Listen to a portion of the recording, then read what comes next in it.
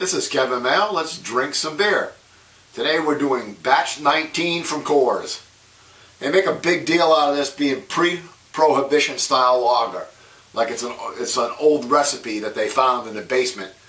So, don't know too much about it. Just did a little quick research on it. They've been pushing it around for a while like it's better than their regular lagers. It is 5.5 ABV, which is fairly high for an American adjunct lager. And it's also got a couple interesting hops on it. I don't even remember what they are. I will put it in my description underneath later. So we're going to give it a try. I mean, one of the things we forget is when lagers first came out in the 1840s, 1850s, it really took the beer world by storm. It became the most popular beer out there. Everybody drank it. Hence Budweiser today, Coors today, Miller today. This is supposedly more truer to the old style. I don't know if it's adjunct or not. I don't know if there's corn in it or not, or rice, or God forbid anything else like that. This actually was twist off. But we're going to go ahead and give it a try and see what we can figure out from it. Got our Pilsner glass out. Let's go ahead and give it a pour. They also do say it's unpasteurized, but it is filtered.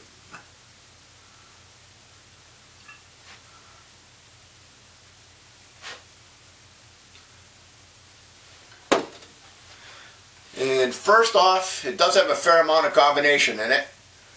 And it is, I would say it's a little darker than that pale yellow that you get if you pour a Budweiser or a Pabst. This is definitely more closer to an orange or a dark yellow. And there's actually, I thought there was a little color to the head. I might be wrong. I just might be picking up some of the lovely 1970s paneling behind me.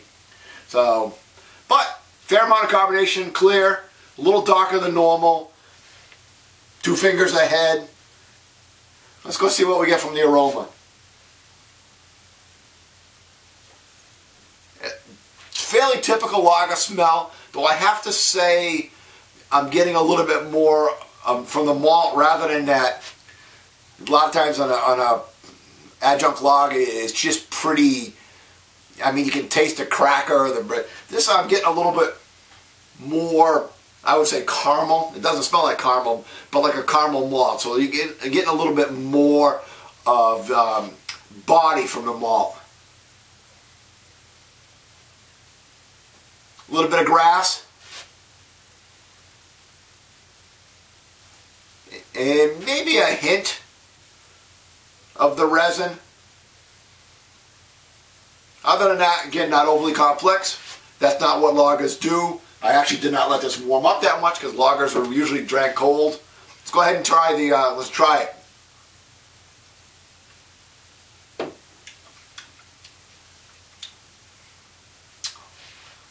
Not bad.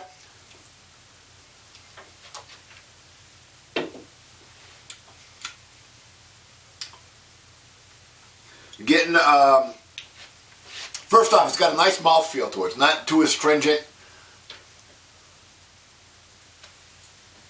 A little bit of malt. Don't taste any corn. Actually, bitter's not too bad on the back end. You get a little bit more punch from the bitter.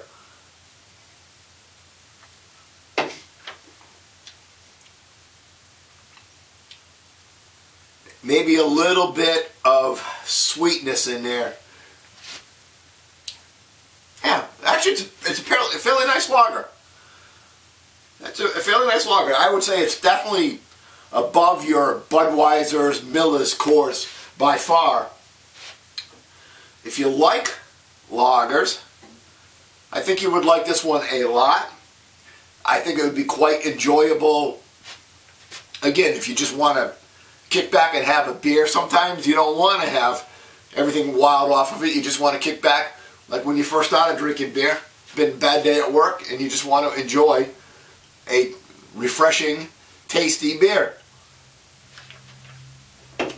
I would call it probably a 60 out of 100, 6 out of 10. Not terribly complex, but a little bit more aroma than the typical adjunct lager, and a little bit more flavor, a little bit more bitter, actually a better mouthfeel, and a little bit more taste with the malt, rather than just that bready, corny. It's a little bit smoother, and you get a little bit from the malt. Overall, I would say it's a nice try. It's not going to take the craft beer world by storm. I would still take a Boston lager if I'd have the same amount as Boston over this, but overall, I think it's quite enjoyable. I enjoy it. I would drink more of them. Till next time, keep drinking.